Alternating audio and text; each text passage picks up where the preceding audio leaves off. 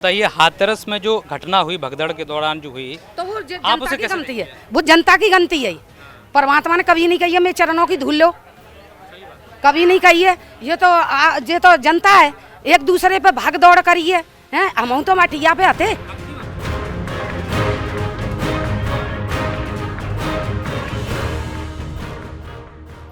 इस वक्त मैं केदार नगर में मौजूद हूँ। वही केदार नगर जहाँ से जो साकार हरि बाबा हैं उन्होंने अपने शुरुआत की थी, वहीं से वो प्रवचन देते थे। और आगरा के इस इलाके में सैकड़ों भक्त हैं, खासकर महिलाएं उनके अनुयायी हैं।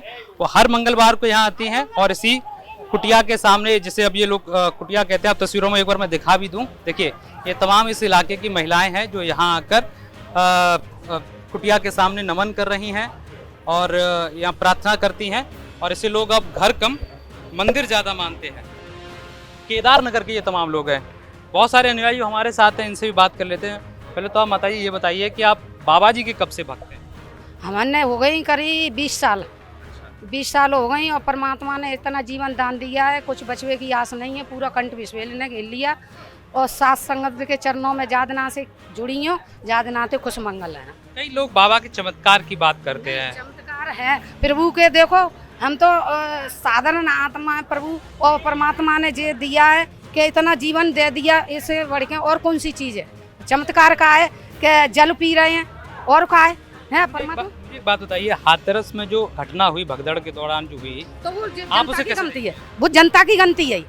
परमात्मा ने कभी नहीं कही है मैं चरणों की धूल लो, कभी नहीं कही है। ये तो जनता है, एक दूसरे पे भाग दौड़ करी है। हम तो मठिया पे आते। हाँ बाबा माँ आते।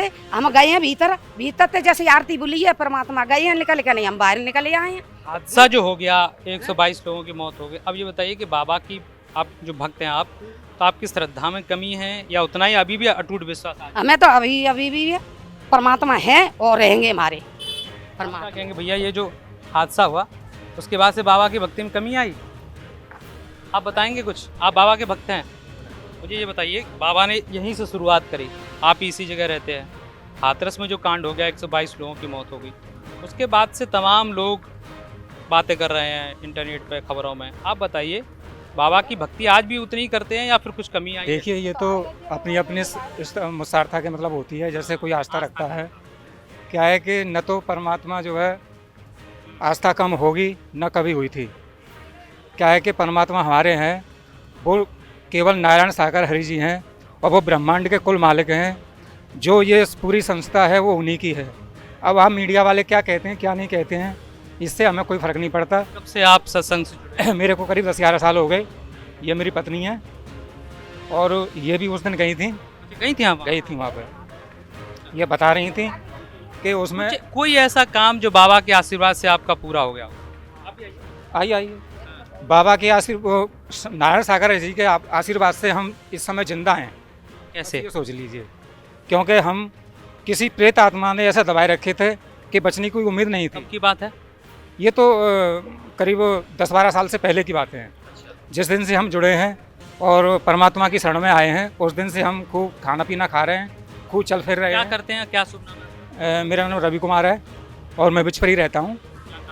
प्राइवेट नौकरी, वो प्राइवेट काम है मेरा। अच्छा, ये कह रहे हैं कि भूत प्रेत का चक्कर था बाबा का, जब से हम जुड़े हैं वो ख़त्म हो गया, ठीक है?